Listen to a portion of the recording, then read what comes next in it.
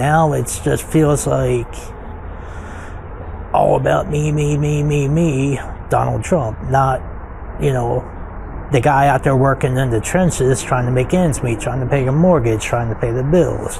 After 100 days of this dumpster fire of a presidency, even Trump voters right now are speaking out publicly and saying what an absolute mess. They're talking about the disaster Trump's inflicted on the economy, the disaster Donald Trump's inflicted on our alliances, and also just the lack of leadership in the White House is stunning to a lot of these Trump voters. Let me introduce you to a guy named Jay, lives in Pennsylvania.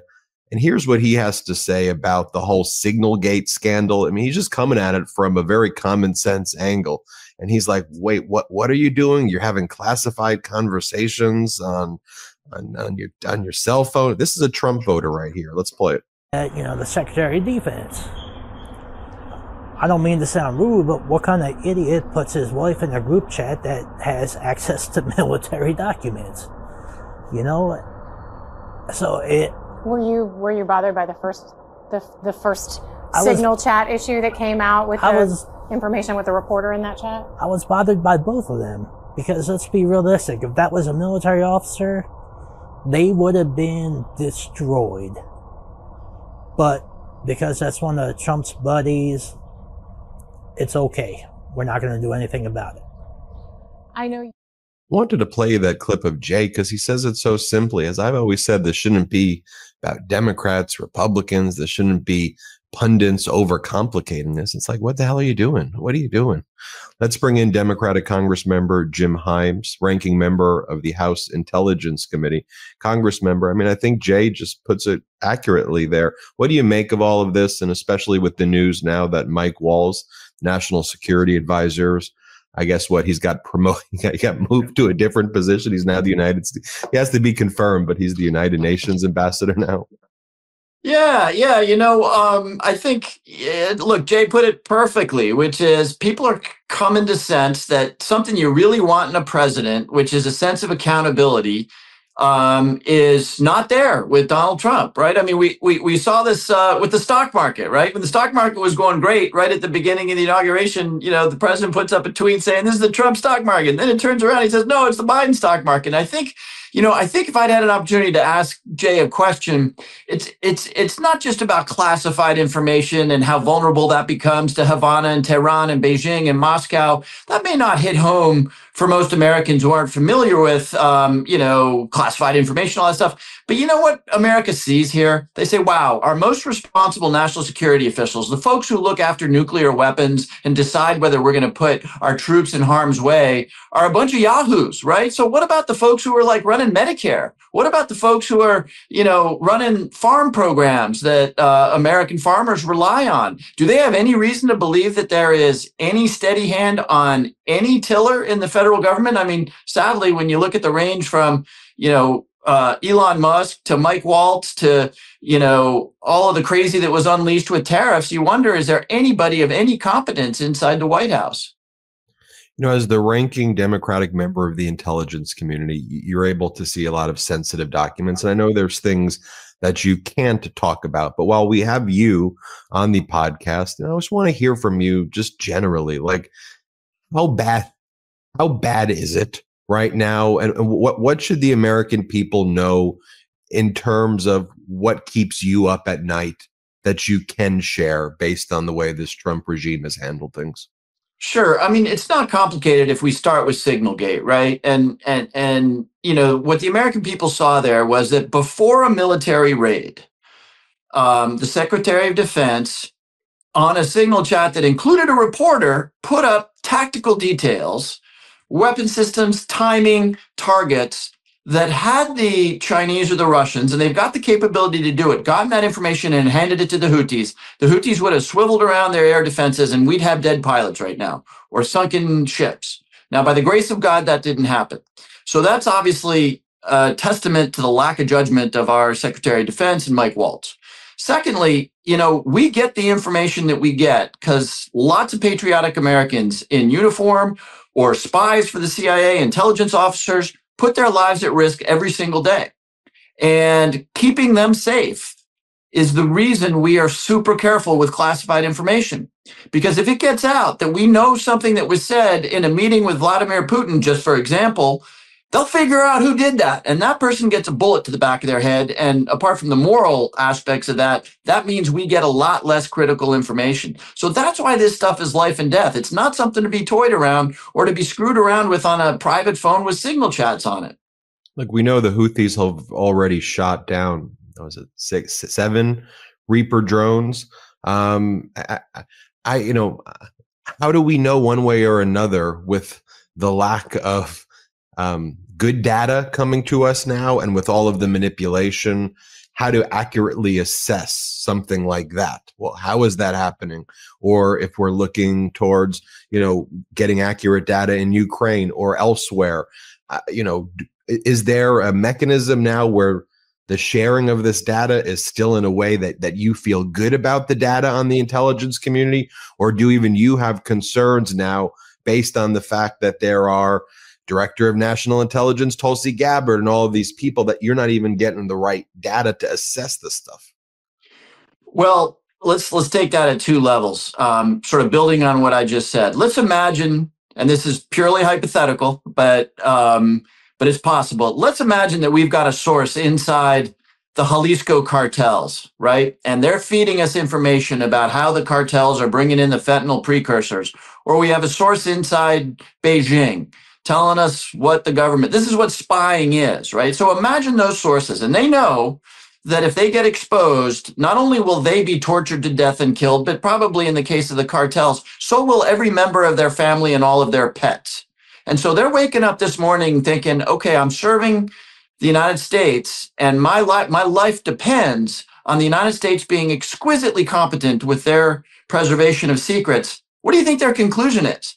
I mean, I know what my conclusion would be if my life depended on, you know, Mike Waltz not having signal chats with the Director of National Intelligence that a reporter can take a picture of. So that's a huge liability for the United States. Now, look, our people are good. Our satellites are good. We're going to get good data. But Americans need to ask the right question. This is the second level at which I would answer your question, which is, you know, the objective in Yemen is not to blow up a bunch of Houthis. That's a means to an end. And that's to get them to stop shooting at ships in the Red Sea. So you'll know the success has happened when ships can transit the Red Sea on their way to the Suez Canal. That has not happened yet, even though the Trump administration is pounding their chests about the amount of rubble that they've been able to bounce around in North Yemen. So that's how we judge success. You know, has the mission of opening the Suez Canal to commercial shipping been achieved? And so far that has not. Let's take a look at, you mentioned even Mike Waltz, while he was in the cabinet meeting, was either on a Signal or some app. And when you zoom in, you can see the conversations that he's having. I mean, you see a conversation with J.D. Vance. I have confirmation from my counterpart it's turned off. He's going to be here. Even Rubio, you can see something about there is time, fully there is time. Now, look, we don't know what that reference is, but I mean, you may, I don't, but people may know what that reference is. And for all we know, there is time has major implications in a negotiation that's taking place somewhere, right? Where, you know, I have confirmation from my counterpart. These could be life and death things. I know that as a podcaster, I'm not showing my phone around, like, other than to show that image. Why do they not? Yeah, look, there's nothing good about this. I gave you the example of, you know, the dude who is working for us inside a cartel in, you know, Mexico.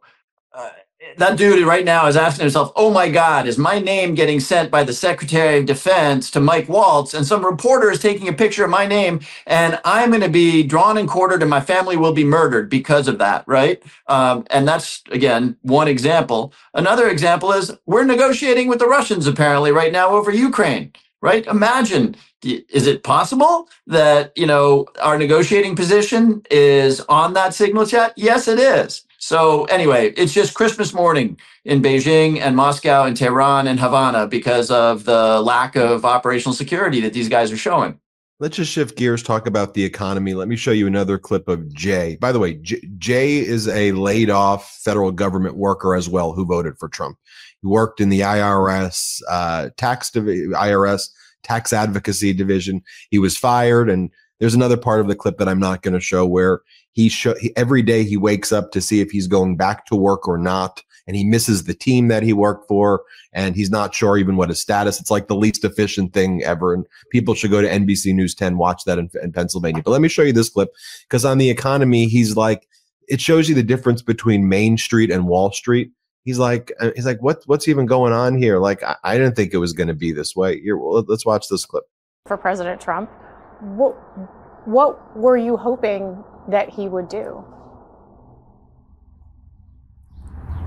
I was hoping he would did something that made sense regarding the economy, made some kind of progress in bettering, you know, the benefits of being a veteran. But I mean,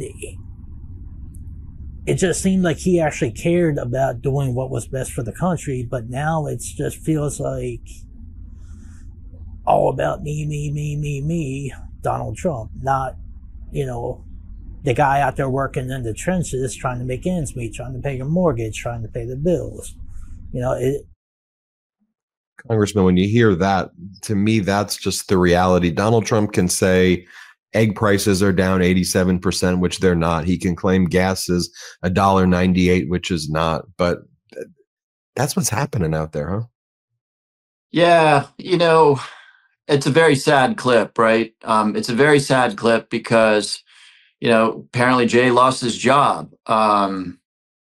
And he discovered only recently, apparently, that Donald Trump is all about me, in his words. You know, that is Donald Trump. And, you know, as inflation begins to kick in as a result of the tariffs, folks like Jay are going to be badly hurt. And as we speak, my Republican counterparts are dismantling the safety net that is there to catch Jay when he falls, as he apparently has.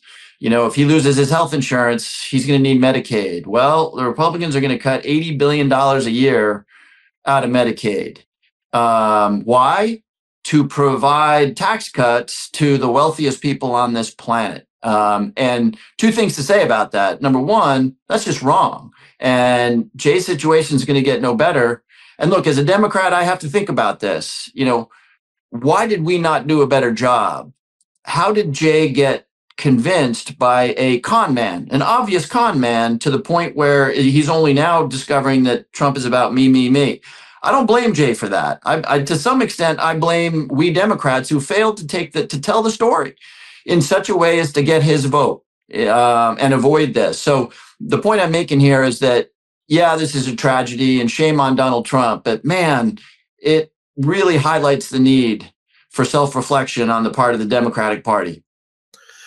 And Congressman, let's just talk also, when I have someone like you on here, you know, oftentimes an interviewer comes in with a series of questions, but you're seeing things that I'm not seeing. So I often ask now at the end of these interviews, is there something that you think is just not being discussed out there that you think deserves to get more attention right now, that you're focused on and you want the American people to focus on? I'll share with you an anxiety that I don't think people are thinking enough about. And that is my very real anxiety that we could easily find ourselves in a war with Iran. Now, it's a really interesting question, right? Because on the one hand, I think that the president himself, I'll give him credit here, is very skeptical of wars, particularly wars in the Middle East, right? He makes fun of the neocons, and he's got a lot of people who make fun of the neocons. I also know that it is, in my opinion, I don't know it, obviously, but in my opinion, I believe that Israel is very likely to undertake a strike of the Iranian nuclear infrastructure. Now, setting aside whether that's a good idea or a bad idea, I'm not sure I'm smart enough to know, the potential shock to global energy prices if oil can't move through the Persian Gulf, on top of the tariffs, could really be catastrophic for the global economy and the U.S. economy. So I'm carrying around a lot of anxiety that we will not be statesmanlike, we being in primarily the White House, in thinking about the very high probability of a shooting war involving Iran. Now, again, this is not an Iraq war. I don't think there's any chance we invade. But if there's a strike on the Iranian nuclear infrastructure, and again, setting aside whether that's a good or bad idea, the impact on energy prices and then the impact that could have on the U.S. economy is really concerning to me right now. Congressmember Jim Himes, we'll leave it at that. We'll get you back on in a week or two. Keep us updated on what's going on. Thanks a lot. Thanks for having me. Everybody hit subscribe. Let's get to 5 million subscribers. Can't get enough Meidas? Back for ad-free articles, reports, podcasts, daily recaps from Ron Filipkowski, and more. Sign up for free now at MeidasPlus.com.